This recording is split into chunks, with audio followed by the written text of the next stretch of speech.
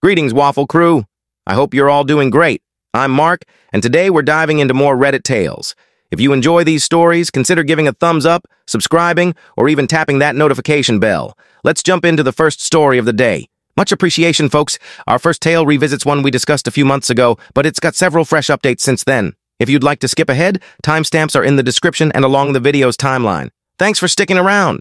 This story comes from Throwaway Moonflower Fan, who writes, "My spouse came back from a company retreat with a mark on her neck. She insists it's a bug bite, but I'm skeptical. I'm lost on what to do next. I'm 27, male, and in a major disagreement with my wife, 28, female. We've had arguments before, but nothing like this. I'm unsure how to proceed. For background, we're college sweethearts, married for nearly 6 years, with a 4-year-old daughter. Our relationship hasn't been flawless. Cultural differences and family objections have posed challenges, but we've always worked through them. She's my first love and closest confidant. My wife has a corporate job that includes yearly week-long retreats. This year's was in Las Vegas. Typically, I adjust my work schedule to join her, turning it into a family trip. This time, we couldn't make it work. Our daughter struggles with anxiety during long trips, and though we're addressing it, she wasn't ready. So I stayed home to manage things. Missing the trip was disappointing, as it was a chance to reconnect as a couple and family. My wife's demanding job often disrupts her work-life balance, and we'd considered her skipping the retreat. It's optional, but not attending is frowned upon, especially since she's building her professional network. During the retreat, her behavior shifted. We have a routine for staying connected when apart, but after the first day, she became distant. My texts, even important ones, went unanswered, and she'd claim she hadn't seen them.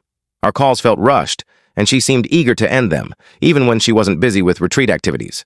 We'd planned a virtual birthday celebration for our daughter via FaceTime, as the retreat overlapped her actual birthday.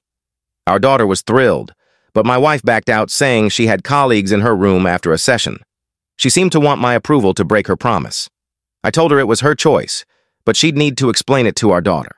She promised to reschedule for the next day, but our daughter was upset and cried when it didn't happen. My wife hung up, leaving me to console our daughter alone. That whole situation left a bad taste. She also didn't follow through on the rescheduled call. Meanwhile, she was active on social media, posting about the retreat. One coworker, a 23-year-old male, appeared in nearly every photo or video, often too close for my liking. In one image, his arm was draped around her in a way that felt overly familiar. He's a new hire in her department, and she was assigned to mentor him. I've never liked him. He doesn't respect boundaries. Once, he texted her about a work task, saying she's the type of woman to keep him in line. My wife dismissed it, saying she felt sorry for him because he wasn't fitting in. She took him under her wing during his first retreat. When I raised concerns, she'd say she was exhausted or networking, but her behavior was unlike her usual self at these events. The day before she returned, she mentioned a bruise on her neck, insisting it was a bug bite. When she got home, I saw it and immediately thought it was a hickey. She downplayed it, especially with our daughter nearby, but when I confronted her later, she stuck to her bug bite story. When I pressed, she got defensive, asking what I was suggesting. I bluntly said I thought it was a hickey and doubted her honesty. That sparked a heated argument.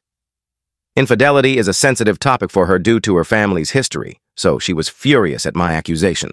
She tied it to my frustration over the birthday incident, but I insisted it was about the mark on her neck. We reached a stalemate and our relationship hasn't recovered. She maintains it's a bug bite, but I'm unconvinced. I've always trusted her completely, but the mark looks like a hickey, especially given her odd behavior during the retreat. Now she's wearing high-neck tops, and we're stuck in a cycle of arguing and her showering our daughter and me with affection. Communication usually resolves our issues, but not this time. My accusation has escalated things. I'm at a loss and need outside input. How do I move forward? A commenter notes, "It's unlikely for a bug bite to resemble a hickey. Could she show her phone or provide evidence to back her story? The extra affection often signals guilt.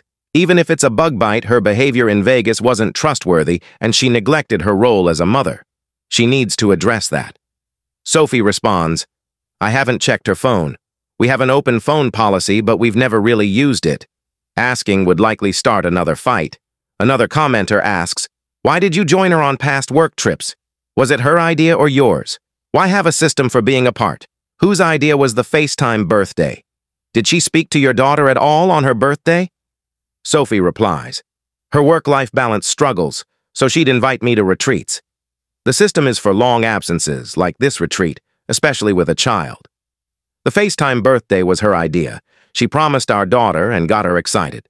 She didn't talk to her until she canceled, which is why the birthday incident upset me. Sophie later adds to a deleted comment, "You don't understand the disconnect of neglecting a young child during a long trip, especially ghosting them on their birthday after promising something special." I'm not insecure.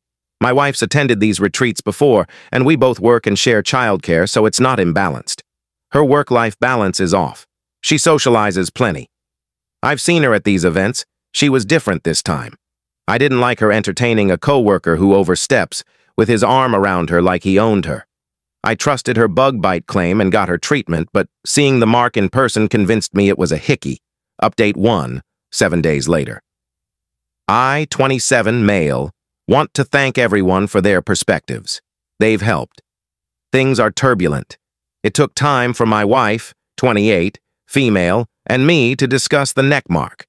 We were caught between arguing and her lavishing affection on our daughter, 4, female, and me. She covered the mark with turtlenecks, but I noticed it healing from red-purple to yellow. She refused to discuss the Vegas retreat, saying she shouldn't have to justify herself to her husband. I said I wouldn't be treated like a fool or share a bed with someone I couldn't trust, so I moved to the guest room. Communication halted, and the silence was heavy. Even our daughter sensed it, which I'm not proud of. I try to shield her from our conflicts. One night, my wife came to the guest room, tearful, saying she hated our rift and feared losing me. I demanded full honesty. She admitted she hooked up with the coworker, 23, male, on our daughter's birthday. The mark was a hickey from him. She said it was a spur-of-the-moment act. She didn't realize he was marking her neck. They kissed, engaged in some over-the-clothes activity, and he performed oral sex. It stopped when he used a nickname, I call her, which jolted her back to reality. She saw the hickey in the mirror, and he joked about it being a memento. Furious, she kicked him out of her room. Her avoidance stemmed from guilt. She confessed because she didn't want to hide anymore. I asked why she cheated and what made him worth risking everything. She said it wasn't about him or dissatisfaction with our marriage. She feels broken, seeing herself in her father, 57, male, who was consumed by work, distant from her and unfaithful to her mother, 55, female. Her family avoided open discussions and her mother never addressed issues. I said her parents didn't make her cheat. She chose to engage with someone who disrespected our relationship. She agreed, taking responsibility and apologizing for the affair and entertaining his advances. She offered to report to HR, quit her job, or attend counseling to fix things. I said I wasn't sure what fixed looked like or if it was possible. I felt numb, saying I didn't recognize her. Not just for betraying our vows, but for neglecting our daughter. She feels she's failed as a wife and mother, but loves us and wants our family whole. I said I couldn't give her the answer she wanted. I proposed separation to reassess. She resisted, but agreed to leave to avoid disrupting our daughter's routine. She's staying with her parents, despite their strained relationship. She asked that our daughter not be kept from her. Our daughter thinks her mom's away for work as usual and hasn't questioned it much. My mother-in-law called, not excusing my wife, but urging us to work through it.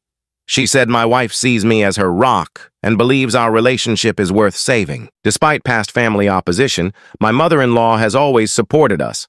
I'm more lost than ever. My wife was my safe haven, and this betrayal blindsided me. I still love her, but everything, her, our relationship, our family, feels different. Separation feels right for now. I'm not ready to consider divorce, but I'm not ruling it out.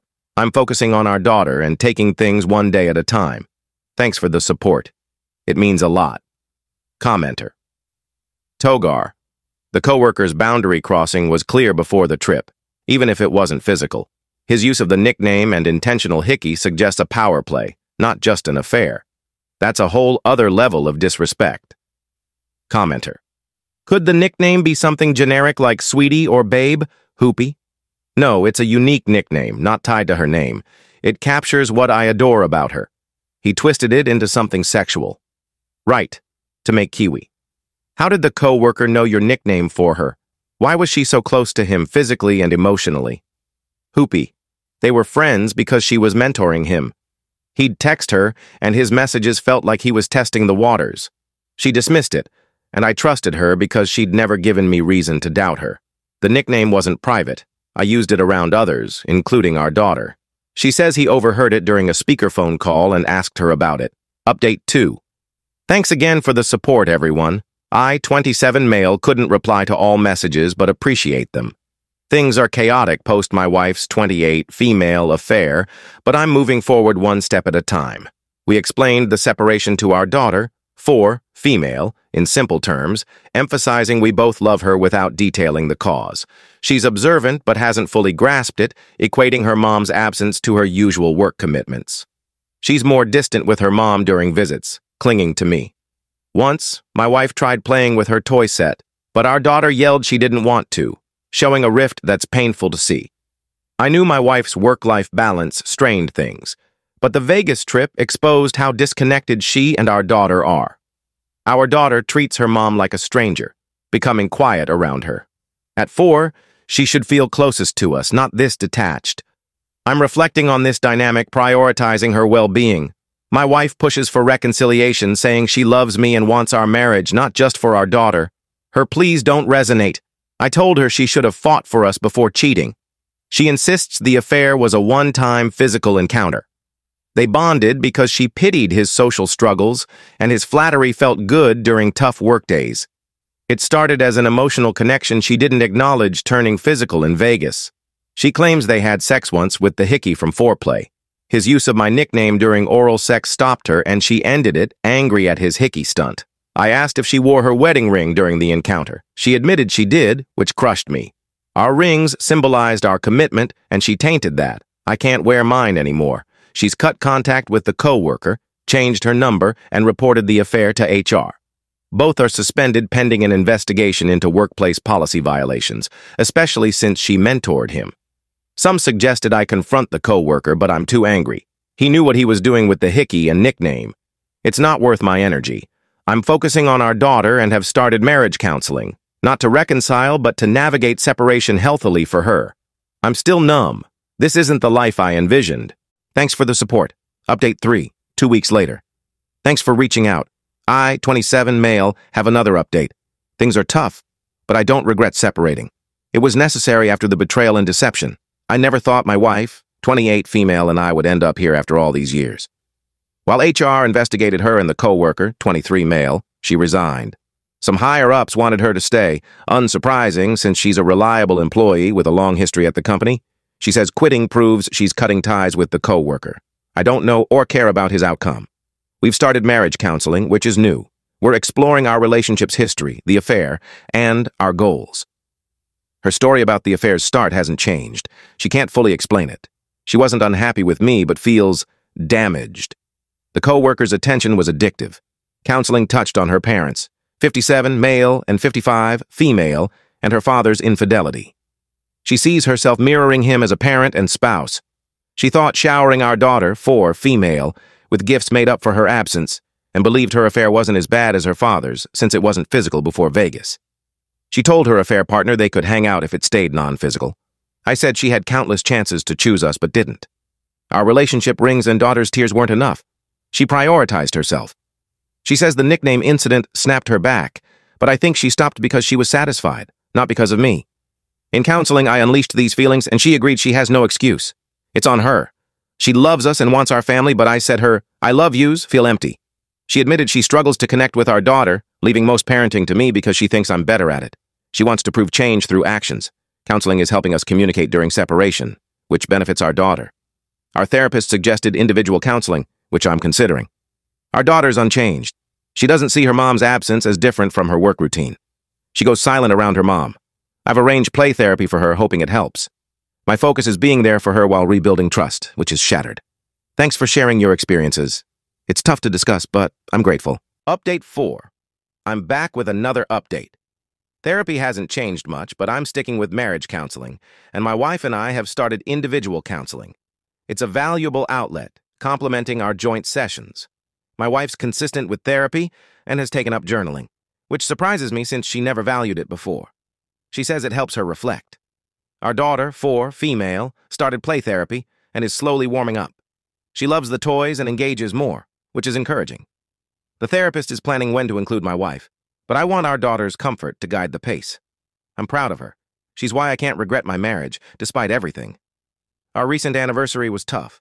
It always meant a lot, and we'd make it special despite her work schedule.